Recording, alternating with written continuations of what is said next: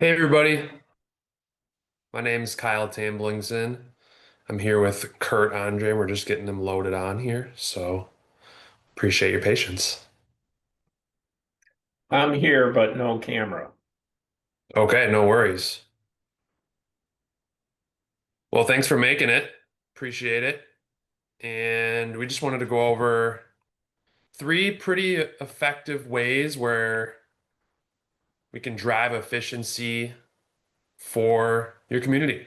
So I'm Kyle Tamblingson with American Deposit Management here, based out of Pewaukee, Wisconsin, just about 15 miles west of Milwaukee. And I've been with ADM for the last 4.5+ years now, working on the business development team.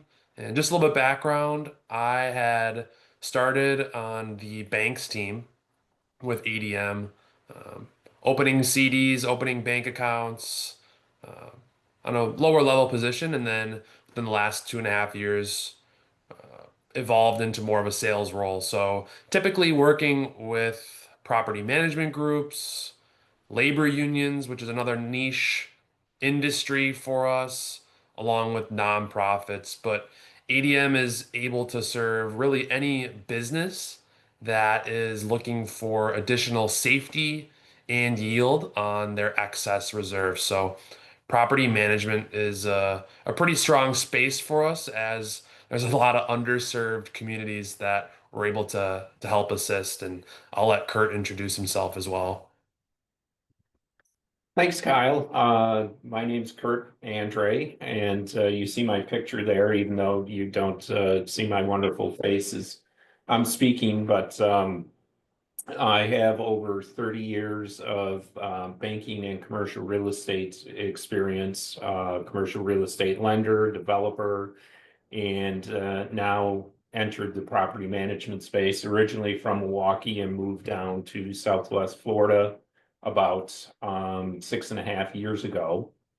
Joined up with a firm called Guest Services, which is the premier provider of community association management services in Southwest Florida. We're a boutique provider, only serve about 34 associations, but they're the premier associations mostly in Naples. And one of the fortunate things about dealing with luxury properties is they do have a lot of money. They're very good stewards of their money. And that's how we got connected with ADM, especially when the interest rate environment started rising a couple of years ago. The treasurers and the board of directors really focused on maximizing their return. And that's when I actually reconnected with ADM, because I was familiar with them being from Milwaukee, and introduced them to a number of our associations to manage their funds. Exactly. Yeah, I had the opportunity to visit down earlier this year, and uh,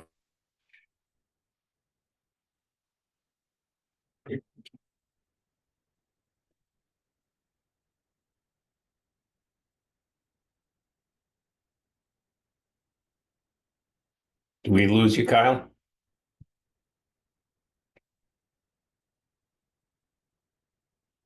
so just a little bit of background on ADM. Did you lose me here? Am I There you are. back? Okay. You're back. Yep. So just a little bit of background on ADM. We've been doing this since 2009. So this whole cash management thing is not new to us. 15 years in the business, and really at the core, it's simple how we work. We're working with 300 plus banks and credit unions to provide our clients with options they couldn't just walk off the street and get. So we're negotiating rates with these institutions. We have deep relationships with these institutions to provide uh, extended coverage to our clients, but also a better rate of return. So we're not a bank, but we work with a bunch of banks, and we take this seriously as if we were a bank. We recently just passed our SOC 2 compliance role, where it took over a year of prep for this. So we're pretty proud to be in that category now, and that just adds another layer of security and protection to the clients that we work with. So we don't do anything outside of banks and credit unions, which is nice to keep it simple when we're talking to board members of these associations, where we don't have to confuse them with all the different options when it comes to stocks or ETFs or, as I like to joke, Bitcoin. But seems like that's coming a pretty popular avenue, or a futuristic avenue where it seems to be even more realistic nowadays. We have a team about 30 to 35 people in office here, and I always like to say, yes, technology is important and it's great and it's advancing, but you lose that human touch element. So having a dedicated team in-house where our clients can call and someone's going to pick up the phone, I really think that's pretty valuable. So why are we here today? What are we going to cover? We'll go over some of the common reactive approaches to cash management in the industry, how we're going to pivot to proactive strategies, and then we'll just kind of talk about some real world examples on some use cases we've seen with some of the clients that we now work with. So I'm going to hand it over to Kurt here to begin these first half of slides. Great, thanks, Kyle. The the industry of property management is dynamic, to say the least, and it's extremely important. The topic, I was excited when Kyle approached me to talk about this. It's extremely important to differentiate between reactive management and the pitfalls of that, as opposed to being proactive. Obviously, a lot of people, unfortunately, like to get fat and happy, so to speak, and just punch the clock. But it's extremely important, especially dealing with multi-million-dollar condominiums, but even properties worth less than that, because these are people's homes, Right. either second homes or primary residences. So we as an industry are required to, I feel, do our best. And in order to do that, we need to be proactive. It's an interesting point at the bottom of the slide. The turnover rate in our industry is extremely high. Our biggest constraint to growth, specifically talking about guest services, is lack of talent. There is a dearth of talent in the industry. It's an industry that not a lot of people are entering into. A lot of younger people are entering into. So we at Guest Services really try to encourage, develop, and most importantly, support our property managers, and in order to keep them, because it's very difficult to replace them. And how we do that is by implementing a proactive management style. And the bullet points speak for themselves. A reactive management approach is really responding as events occur, implementing short-term solutions to make the problem go away quicker. Doing that, especially, there are two types of managers. There are on-site managers who manage a specific property, but also portfolio managers who manage multiple properties. And if you're a portfolio manager, your level of stress and the pressure associated with that, especially down here where there are hurricanes, we've had 3 major hurricanes in the last 3 years. The level of stress goes through the roof. So how do we try to alleviate that? When you're just doing things as they pop up, you miss opportunities to improve yourself and the properties. But at the end of the day, I think the overarching theme of this webinar is,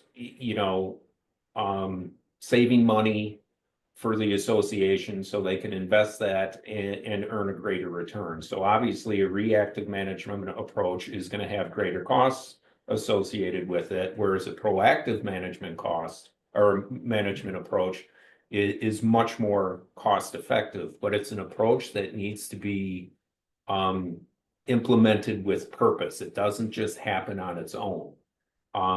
You really need to focus on implementing a proactive management approach, which is, what we're talking about today. And some of the benefits are is you anticipate potential issues before they happen, allows you to focus on long-term goals, reduce risk and uncertainty, reduce stress. And I could say for certain that our managers have, even though they do have a lot of stress just associated with the job they do, it's a lot less than it would be if we did not have this proactive management approach. Yeah, absolutely. And it comes with preparation, right? And having leaders in the industry be able to say, hey, and we've done this before, this didn't work. How about let's try a new way of getting ahead of the curve, if you will. Yeah, and it's also having, as I'll talk about it in a little bit more detail, policies, procedures, checklists, um, documentation. Right. Again, it's really documenting. You get a new piece, you get a new cooling tower in, um, really reviewing the documentation, the preventative maintenance, the maintenance schedule, what you're supposed to do daily, weekly, monthly, quarterly, annually, and making sure you have all that documented so the staff could easily review it and implement what needs to be done in order to take care of that piece of equipment. Hmm. A little bit more, I'm going to really start off talking a little bit about the reactive strategies, which is, holding off on maintenance. I'll go into detail of each of these in the next few slides. Um, but reacting is again just, to cut to the chase. It's going to cost you more money. It's going to cost you productivity and efficiency. And uh, the next slides will go into detail on how your reactive strategies are going to really cut into how the property manager does their job. The the most important thing that you could take away from this, other than working with ADM to enhance your association's yield on funds, is that having a robust preventative maintenance plan is the cornerstone of proactive management. So if you don't have a robust preventative maintenance plan, and you like to hold off on doing maintenance and sticking your head in the sand, you're going to have high repair costs, accelerated asset depreciation, um, budget on reserve funds because you're going to budget strain, excuse me, because you're going to have to expend your reserve funds sooner. Loss of manager productivity. Again, that'll be a common theme in the first section of this webinar. And also, you may come out that more than likely have to have a special assessment to repair or replace equipment sooner than anticipated because of lack of upkeep. If your reserve study says you have 10 years remaining that reserve on a piece of equipment, that reserve study assumes that you're going to take care of that piece of equipment and the association will be funding the eventual replacement of that piece of equipment within 10 years. But if you don't take care of it and it poops out after 4 years or even 6 years, you probably won't have enough reserve funds to replace that and may have to do a special assessment to fund the purchase, the premature purchase, if you will, of that piece of equipment. Yeah, and I think to that point too, it not only affects the property manager, right, but it affects the people living in the community as well, as they're getting the effect of holding off on this maintenance that could have an impact on their living. Obviously, that's an extreme scenario, but it does cause some like, induced stress, if you will. Oh, absolutely. absolutely. And kind of tied into, even though Kyle is having me talk about I guess, the blocking and tackling of property management, it really all comes down to money because the association is a business. And the board of directors is charged and has the fiduciary and statutory duty to run this business to the best of their ability. And so flowing into the next topic, which again obviously deals with money, is not having a clear budget. And I'm kind of chuckling now because we are in the middle of budget season. In Florida, we have 3 seasons in property management. We have annual meeting season, we have project season during the summer, and then we have 4 seasons. We're in the middle of budget season right now. So we are going through all 34 of our properties and preparing their budgets for 2026. And of course, the most well-known season we have down here is hurricane season, and we are biting our nails. This is September 17th. The next 30 days is the heart of hurricane season. So, but the importance of having a clear budget, it can't be stressed enough. If you don't have a clear budget, you don't really know what money's coming in and going out. It's almost impossible to run a business, and unfortunately, many small businesses, which most of community associations don't have a great grasp on their financials. So as a property manager, that our biggest work product, if you will, that we offer our customers are the monthly financials and the preparation of a clear budget. Because if the property manager doesn't know what's going on in terms of the financials, and the board doesn't know what's going on in terms of financials, how could you effectively manage that property? And again, if you don't know what's going on, all that uncertainty is just going to create more stress. So having detailed knowledge of what's going on, a detailed understanding when money's going to come in and when money's going to go out, will just make your life easier. And the biggest thing down here that I have found with associations is what I call kicking the can down the road. I'm sure there are people on the call from all across the country, but I could obviously only opine to what's going on in Southwest Florida and the state of Florida to begin with. That a few years ago, if you remember, there was a large collapse of a condominium building on the east side of Florida near Miami called Surfside. And that was caused by the board of directors and owners of that community. They kicked the can down the road. They had numerous engineering reports, numerous professional reports saying that they needed to do maintenance and start budgeting for all these important repairs, but they didn't because the board and the ownership wanted to keep their quarterly dues low.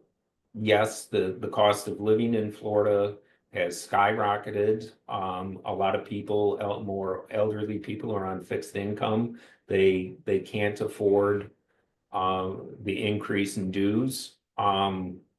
So unfortunately, some properties kick the can down the road in order to keep the dues low. And the ultimate result of that, in the extreme, is the building falling down. Right. And And you're just at that point, you're just trying to please the tenants when, yes, you know they're going to get upset if dues raise, but I think yeah, if you bring this up in the future, it's like, well, this could happen. yeah, and we brought in a new property in October of 23. Okay. And we fired them in March of 24. because they had a change in the board. And the new guard is who hired us. The old guard took back control of the board, and they were the kick the can down the road Yeah, crew. And we said, we don't want anything to do with this. not gonna fly. And not to sound cruel, but if you can't afford to live in a high-rise condominium or any condominium for that matter, Yeah, then you're gonna have to move yep. because it's, you're real estate rich and cash poor, but it's not the role of the board of directors to underfund a property and make it less safe in order for more people to live there. So, um, that's the biggest thing is you can't kick the can down the road. Um, and Kyle, do you maybe want to jump in and Yeah, put on absolutely. cash management? Sure. It's a good little segue. So, right, as you're approaching these inefficiencies and time spent fixing the problems that could have been avoided, there's also a cost to avoiding those problems as well as potentially leaving funds on the table. Or if the reactive way of doing things is the old way, right, where these new products have come in place, you're not able to automate your tasks, or you're spending your time managing many different institutions to capture the highest yield and protect the reserve funds past a certain level, right? So having these old ways of doing things, you need to evolve and move with the crowd, or you need to innovate or you're going to die, right? You need to do these things to continue the high growth or continue on that at least linear or hopefully exponential path to making things better for the community. And that kind of parlays into the outdated technology, right? No one really wants to be sold on anything. I'm sure, as a business development representative, I don't like being sold, but if there's actually a problem and a solution to that problem, there may be a benefit. So just keeping an open mind on and being realistic where you can improve on certain pitfalls. And that takes time where you need to reflect and have conversations with people involved and get outside opinions, right? And then you can make a decision. Getting an outside opinion doesn't mean you're going to make a decision, but you're evaluating options to go, okay, if we spent X here, we could save this amount of time in these different areas. And really, where you avoid doing this by kicking the can down the road just leads to frustration and longer processing times for simple could be automated or could be outsourced where you can allocate your time differently. And where does that, here's a little graphic on the inefficiencies of managing funds on really what I just highlighted, but some other areas where you could improve is signers, right? If there's multiple signers on accounts and you have different accounts all over the place, you're tracking those down. That is just a complete waste of time when it's not necessary anymore. But here's a question for the folks in this webinar is how much time do you actually spend a month thinking about or managing your property's reserves? Feels like probably quite often. I don't know, Kurt, how involved you are in this, but I mean, definitely seems like something that would be top of mind if you're doing monthly budgets or having these quarterly reports. Yeah, it's it's we always like to say every property is different, and we have treasurers that were CFOs of Fortune 500 companies, and they want to control everything. Yep. And then we have other boards that want us, the property management company, to control things. Yep. So in those instances, just really having a platform and a vehicle to keep it simple, if you will, is extremely beneficial to us as a property management company, and obviously the ADM platform is very appealing. That's why Sure. several of And our properties have implemented it. yeah, and there's other options out there, but it's just finding a best fit, right? So now how can you make a complete shift from your own to streamline your cash management responsibilities and reduce your stress? How can you make that leap, right? And it really ties into that second part, Kurt, where you're doing these things now instead of playing offense. Now you're playing defense, which you're paying yourself forward, if you will. Yeah. You're setting yourself up for a good second half, maybe. Yeah, and the four things, and again, I won't spend too much time on this slide because we'll go into Yeah, detail of each of these. But as I said earlier, it's really it's a mindset. It's a business process that we're not going to be reactive. We're going to take the bull by the horns and really drive it. And again, as I said, the most important thing which is going to affect the financials and the operations, is having that proactive preventative maintenance plan. So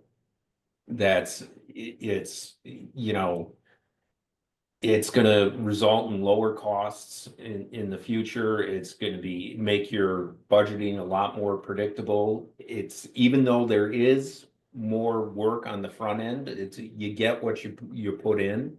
Um, we have a very robust preventative maintenance spreadsheet, and which requires our maintenance staff to go look at every piece of equipment, domestic water pump, air conditioners, hot water heaters, you name it, whatever piece of equipment is association owned, we're gonna log it. We're gonna pull up the manufacturer's manual. We're gonna note what they recommend as preventative maintenance, what that schedule is, and then we upload that into a master spreadsheet, which will tell us, again, daily, weekly, monthly, quarterly, annually, when we need to touch these pieces of equipment. absolutely.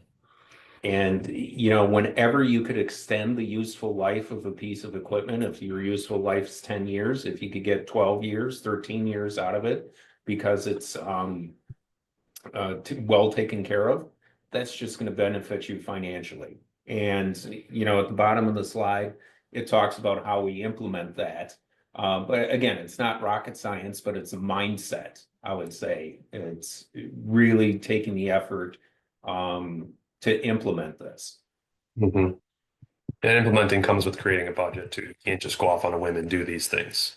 Yeah, and it's just as they say, knowledge is power. The more knowledge you have, the more power you have, and especially now. And again, I'm chuckling because we're actively doing this as we speak for our properties. Is coming up with more predictable cash flow, um, and having more cash flow will allow us to come up with a more informed investment strategy, because interest income is additional income that can lower quarterly assessments. And again, reduce stress, knowledge is power.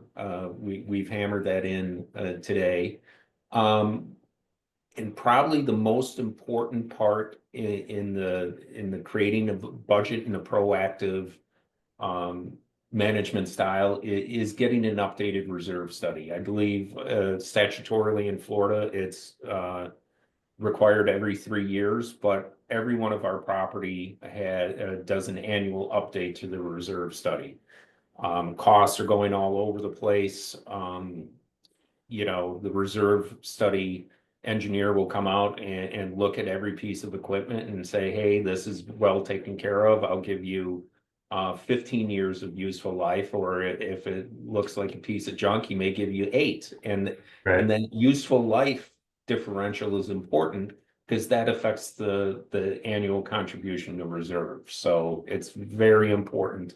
And that's illustrative of how a preventative maintenance plan can have a direct effect on the financials of the association.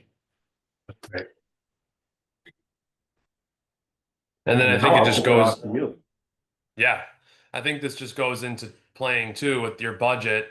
Know your options, know what is out there. And that goes back to what I said previously on taking information in, having an open mind, and learning. Knowledge is power again, but learning and doing your job and being that fiduciary to say, hey, I know what else is out there. This isn't going to work for us, but this will. And you need to have that be a top priority for these dollars, especially when unexpected things arise where you may have to, uh, unfortunately, go the opposite of the extended useful life of a piece of equipment, and you may have to purchase something sooner because of unforeseen circumstances. And it just really needs to align with how the board agrees on things and how the property management firm is run, how much risk you're willing to take when it comes to these different types of investment options. And I think that leads well into this slide here, just to show the different types of vehicles there on the left, rolling from on the bottom in the stock market to basically rolling the dice, or keeping it in cash and having it earn a pretty decent rate of return, especially in today's environment, and reducing your risk level. So you can see kind of the fluctuations here when it comes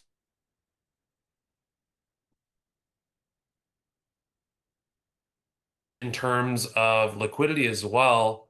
How often do you need these funds? Do you need them tomorrow? Do they need to be locked up in CDs where you can earn additional interest on being able to plan for the future?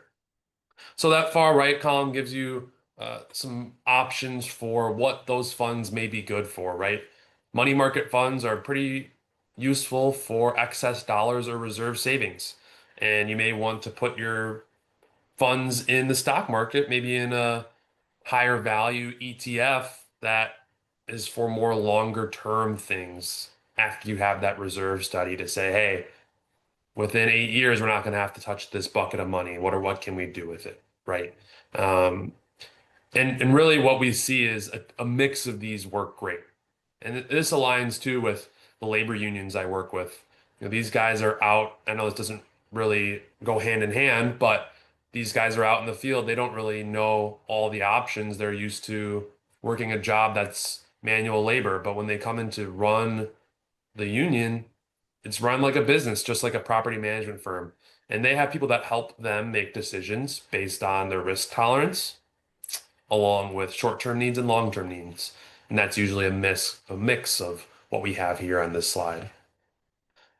Here's just a highlight of what returns we've seen on 12-month CDs compared to treasuries, right?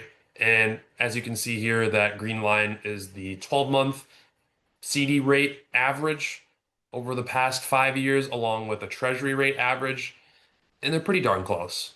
It's just comfortability.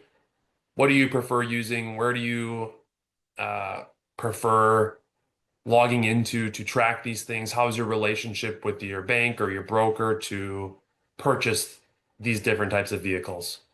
Uh, Whenever we have conversations with prospects now, we get the questions, well, what's the difference? Well, it's just your opinion. It's just your comfortability. And there's nothing wrong with either. And I think understanding what options are out there, right? It'd be pretty hard to go out to hundreds and hundreds and hundreds of different institutions to collect rates. And ADM can help that with the clients that we work with. So the question may be out there, are you using just one financial institution? Are you just using one bank? Is that bank giving you just one rate, or are they using a product to help make sure that you're getting the best rate possible? I think at the end of the day, you need to assess how you're doing things and seeing where you're spending your time that may not need to be spent in those certain areas anymore, but are you going to get the same result? If you're not going to spend as much time doing something, you better be getting a better result, right? That's called being productive. Yeah. Um, and a tip would be use a cash management firm that uses a technology to help you manage those funds. And it's a continuous monitoring. It's not just sitting in one bank. You're actually getting active management of those funds. Hey, Kyle, if I could just quick jump in Yeah, and tell everybody a real live, well, an example that we ran into with uh, ICS from First Horizon. sure. That when the interest rates started going up, that they did not increase the ICS rates commensurate with what was Mm, going on in the market. We had customers earning 0.5% and we had customers earning 3 to 4%. Yep. And needless to say, we're not too happy with them, but the point to really hammer home on this slide is when you're using a product like ICS, the bank, one bank is setting that rate. The Per market is setting customer. that Yeah. rate. Per customer. Yep. Yep. Yeah, they can choose what they want. They can choose how they value. And typically we've seen with lower balances, it may not be as important to them with a group that has an extremely higher balance where they want to keep those funds on deposit, where they're willing to pay a higher rate. And we can see this chart here too. I mean, this is an example, but this is just from a couple banks across the nation where if you just go on to their website, you can see what rates they're posting and they vary all over. And I think to my point, what I just said, typically if you have higher balances, the bank may be willing to offer you a special return that may not be just posted on their website. So building those relationships is important.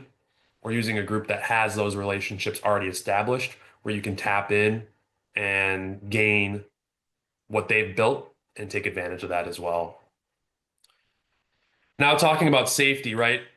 What Kurt said, it's important to have that extended coverage, but you need to also get a decent rate of return. So focusing on safety.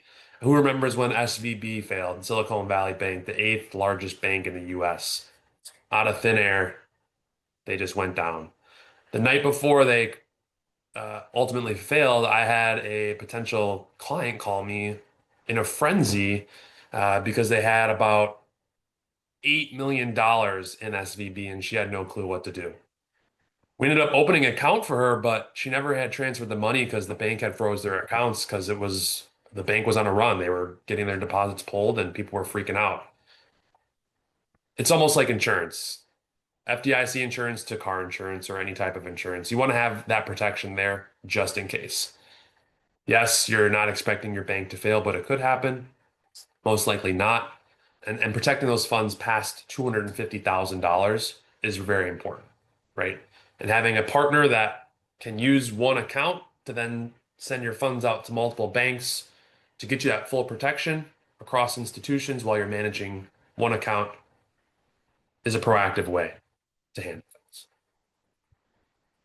And here are just some administrative workloads that are reduced when you are working with a cash management firm, right? You're going to get consolidated statements, so you're not running from bank to bank to collect those monthly statements. And at month end, you're already probably pretty busy. This is something to reduce that workload. CDs are popular in our area.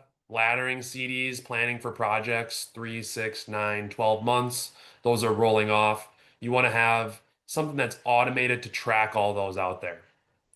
I had a client that I worked with before they used ADM, they had 9 different bank relationships. 9. That's crazy. There's just no need for that. Signer updates. With high turnover comes with people getting removed off of accounts. And it seems like that's a pretty difficult thing to do is to go to that institution to remove signers and add new ones. With ADM, there's a pretty simple way of changing signer cards where you don't have to go bank to bank. Rate monitoring is the same thing going to collect your monthly statements.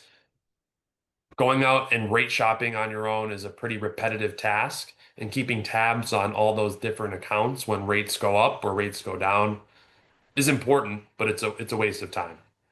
And finally, that fund diversification, making sure that those dollars are protected against any pitfalls. So I think really to kind of highlight reserve fund options is, creating a plan, right? You want to choose a partner that's right for you. You want to choose someone that's going to give you the dedicated service, but also provide you with solid rates of return. And you want to make sure that you have those rules set for when you need the funds, but you're also still capturing a decent rate of return. And you're getting rid of tasks that you may have been doing in the past and improving on those with that new partner. And it's always good to take a look at your strategy annually. How has the fund performed or how have those dollars performed yearly? So being open-minded and working with a futuristic, if you will, or an improved platform can help streamline workflows. It can reduce errors, and you can reclaim time to focus on higher valuable tasks. And what does that do? It gives you efficiency in areas that you may have not had in the past. You're able to scale, right? You're able to set time to focus more on high value options versus repetitive automated tasks, and really able to just be stress free on not having to worry about, oh my gosh, what is my money doing? Where are my funds located? Did I check this bank? Did I do that? So really automating and auditing, auditing your current technology stack is pretty important to go back and forth on evaluating those options and determining what changes, because things change over time. New board members come on, they may want different options. You're able to provide them with their priorities that are higher level, and you want to make sure you're making the right selection, right? At the end of the day, it's important what is fit for the community. So going back and forth from playing offense to playing defense, it's really important to be on the front side, be defensive.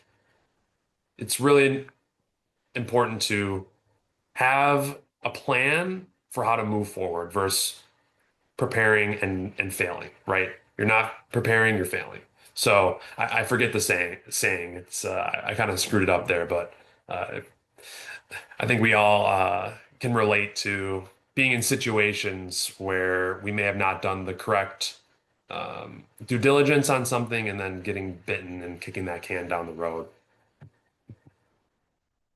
So I know we went over a decent amount of topics and kind of gave everyone um, a broad range on where we've seen things in the past to where they could be in the future and how things are being handled today. So really appreciate you, Kirk, for your time. And I do have a PDF that kind of highlights what we went through. It's a more of a white paper for property managers. So I can send that to everybody that attended here today. So appreciate your time. Thanks for listening to us ramble on, and appreciate Kurt for hopping on during his busy third and fourth season here, with that being budget and hurricane season. Kyle, it's my pleasure. Awesome. Thanks, everybody. Have a great afternoon.